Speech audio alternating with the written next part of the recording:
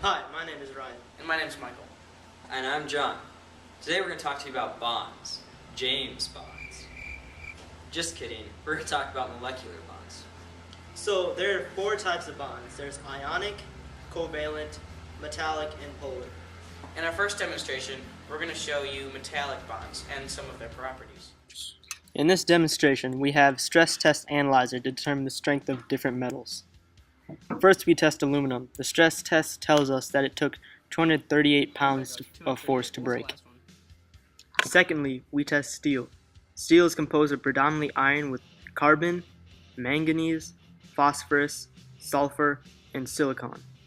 This test shows us that it took 327 pounds to break.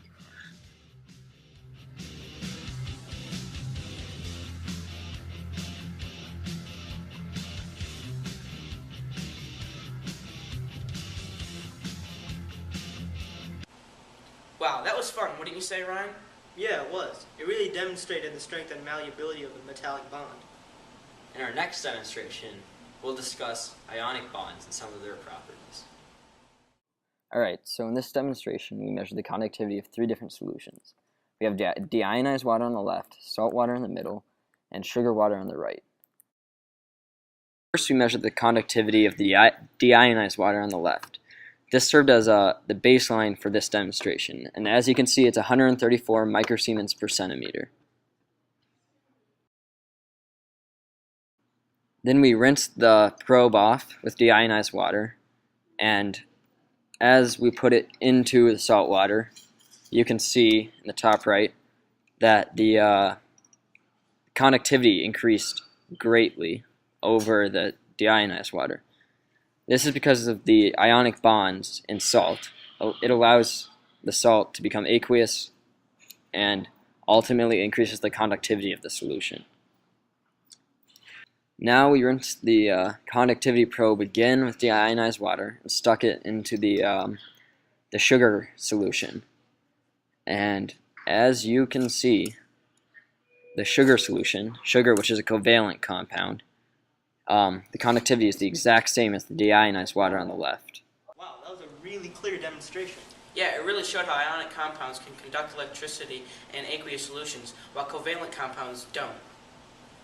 In our next demonstration, we'll talk about the melting points of some of these molecular bonds. This demonstration shows the melting and boiling points of two substances.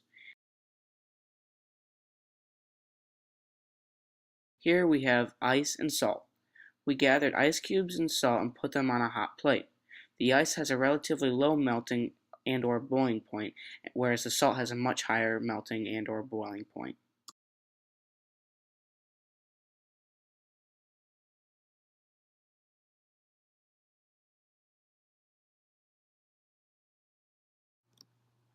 Alright, so in review, metallic compounds are conductive due to their protons and sea of electrons.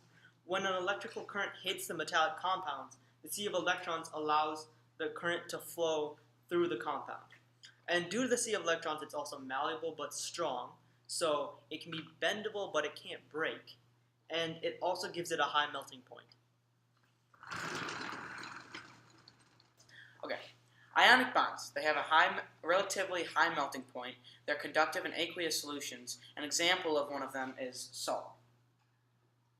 Alright, so polar bonds occur when there's a difference in electronegativity, like O and H, because they're far apart in the periodic table. There's a difference in electronegativity. And polar bonds can cause molecules to be polar, but not always, so be careful. One example of a polar molecule is H2O, with a bent structure. Covalent bonds are chemical bonds involving the sharing of two electrons or more. It's used to fill the outer shell of the electrons so that becomes less reactive. An example of this is H2. It's when one hydrogen atom and another hydrogen atom, each having one electron in its outer shell, combine and having two outer electrons, which is its outermost shell, creating H2.